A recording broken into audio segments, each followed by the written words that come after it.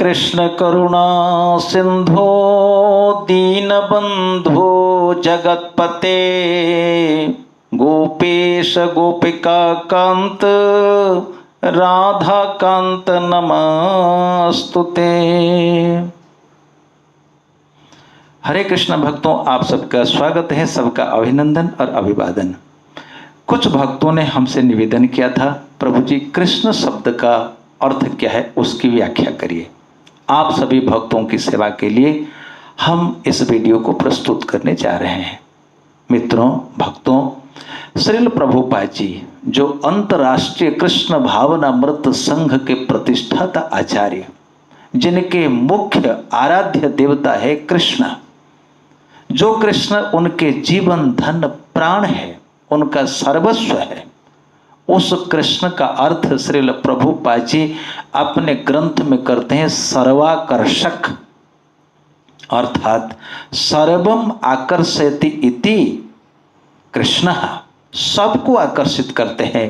भूमि, जल, पर्वत, वनस्पति, अंतरिक्ष, वायु, अग्नि, इंद्र, चंद्र, वरुण, समस्त देवता, समस्त मानव, नर, किन्नर, चारण, पशु, पक्षी, कीट, पतंग, जड़, चेतन, सबको, नदी, सरिताएं, हृदय, सबको जो अपनी ओर आकर्षित करे उनको कहते हैं कृष्ण।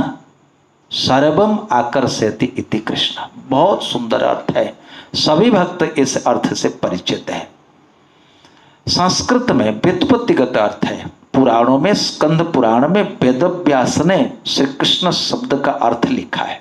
ऐसे शास्त्रों के अनुसार, व्याकरण के अनुसार अनेक अर्थ हो सकते हैं। पंडित विद्वत जन कृष्ण शब्द की व्याख्या अनेक प्रकार से कर सकते, कोई सीमा नहीं है। शब्दः कामधेनवः, जैसे कामधेनु से जो चाहो सो मिल जाए, ऐसे शब्द जो चाहोगे वो अर्थ उससे निकल सकता है। सो मित्रों, कृष्ण शब्द का अर्थ, व्युत्पत्तिगत अर्थ यह है, कृषिश्च भूर्वाचक शब्द अणश्च निवृत्तिवाचक तयोरैक्य परब्रह्म कृष्ण इति अभिधीयते। ये कृष्ण शब्द दो शब्दों को लेकर के बना है, कृष एवं अण। कृष्ण शब्द का अर्थ इसी श्लोक में दिया गया है, कृषिश्च भूर्वाचक शब्द। भू का अर्थ होता है आधार, जहां वस्तु टिकती है, आधार जो सबको स्थान देता है उसको भू कहते हैं। जैसे धरणी, धरित्री सबका आधार है। आप बेड पर सोते हो, बेड आपका आधार है। आप कुर्सी पर बैठते हो, कुर्सी आपका आधार बन जाती है। इसलिए जो वस्तु को धारण करता है अथवा करती है वो उस वस्तु का आधार कहलाता है अथवा कहलाती है। सो मित्रों, कृषिश्च भूर्वाचक शब्द अणश्च निवृत्तिवाचक। अण शब्द, कृष्ण के साथ जब अण मिलता है तो दोनों मिलकर के शब्द निष्पन्न होता है कृष्ण। अण शब्द का अर्थ होता है निवृत्ति। ध्यान देना, निवृत्ति नहीं है, निवृत्ति का अर्थ होता है त्याग, संन्यास, निवृत्ति हो जाना, निवृत्त हो जाना। परंतु एक रेफ का अंतर होने से बिल्कुल अर्थ उल्टा हो जाता है। जहां निवृत्ति का अर्थ होता है त्याग, वहां रेफ के साथ जब शब्द बनता है निवृत्ति, उसका अर्थ हो जाता है आनंद, परमानंद, चिन्मय आनंद, दिव्य आनंद। उस आनंद का नाम है निवृत्ति।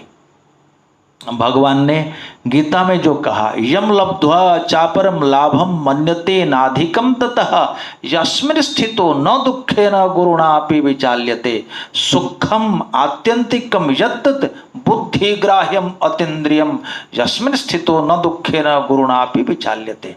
भगवान श्री कृष्ण ने 6ठे अध्याय गीता में कहा है। मुझे लगता है श्लोक क्रमांक 20-21 के आसपास होगा।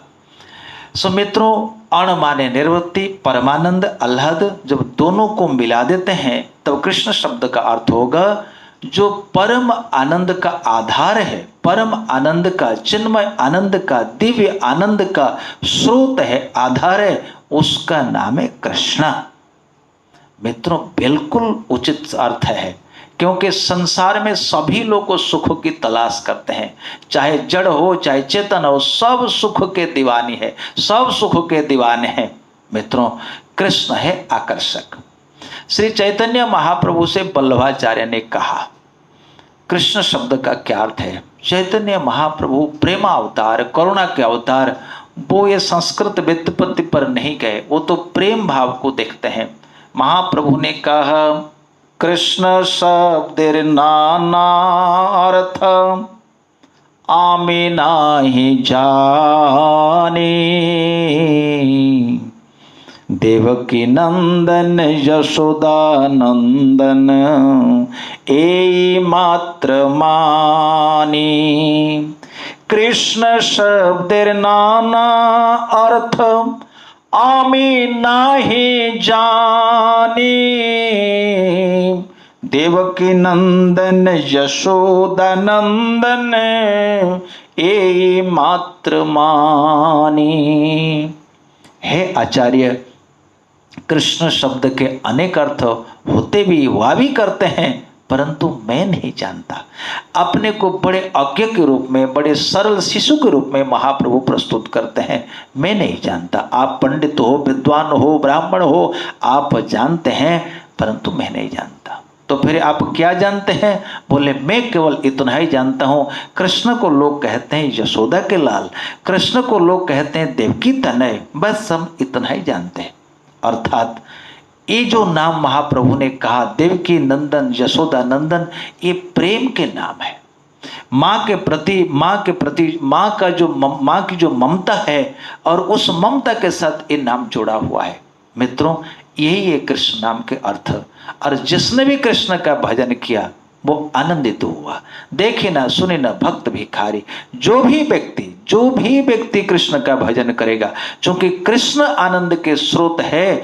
और हम आपको गारंटी देते हैं, गारंटी 100%, 1000%, 1000%, 1000 बार हम आपसे निवेदन करते हैं, यदि आप कृष्ण का भजन करेंगे तो कभी भी आपको दुख स्पर्श नहीं करेगा।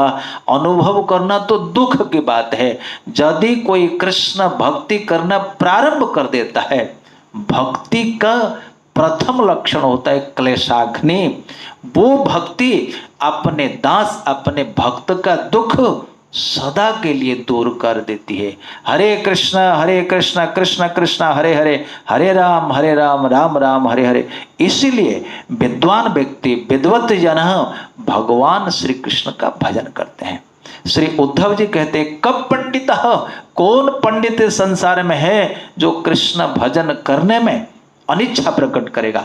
अर्थात जो पंडित होगा, विद्वान होगा, ज्ञानी होगा, चतुर होगा, वही कृष्ण का भजन करेगा। जय जन कृष्ण भजे से बड़ चतुर, he is the clever one, he is the intelligent one who do bhajan of Krishna. Hare Krishna Krishna Krishna Hare Hare. सुख में सुमिरन सब करे, दुख में सरे, दुख में सुमिरन सब करे, सुख में करे ना कोई। जो सुख में सुमिरन करे दुख काहे को होए। हरे कृष्णा। बहुत बहुत